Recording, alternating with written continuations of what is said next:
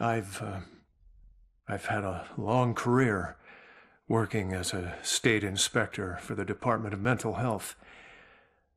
During that time, I've been to a lot of institutions, and I have seen a lot of horrible things. But nothing even comes close to the evil events that I witnessed at Fairhaven Sanitarium, the place they now call Lux Eterna. I first arrived in 1926 to investigate claims of overcrowding and neglect. However, Fairhaven's reputation was tainted long before that. In 1911, Fairhaven opened its doors for the first time.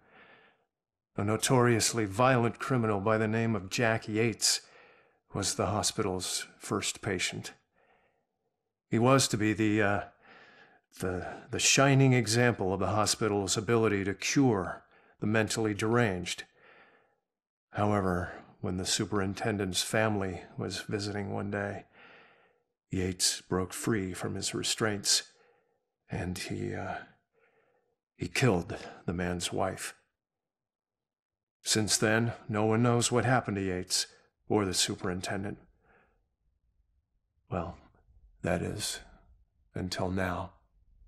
Superintendent Wallace Halstead greeted me at the door.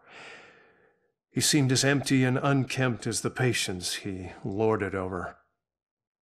And as I conducted my evaluation, I couldn't help but notice how nervous he got when I passed by a small broom closet.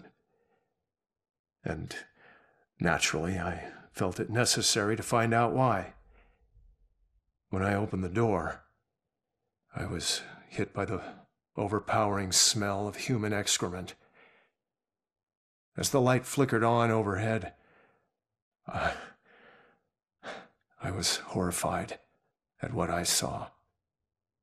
A withering man lay shackled to the floor in a pile of his own filth. Years of sunless existence had turned his skin, hair, and eyes milky white. He had been chained there for so long that his skin had grown over the shackles. It took me a moment to realize that the husk of a man was Jack Yates. The police arrived and Dr. Halstead was carted off. Doctors moved Yates from the small room for the first time in 15 years. The floor beneath him was permanently stained with the shape of his silhouette.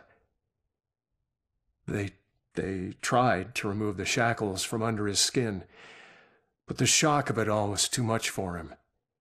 He died the next day. I watched as they walled up his tiny prison, trying to pretend that it never happened. I honestly hope he's in a better place, although the staff still claims to hear his agonizing wails coming from inside the walls.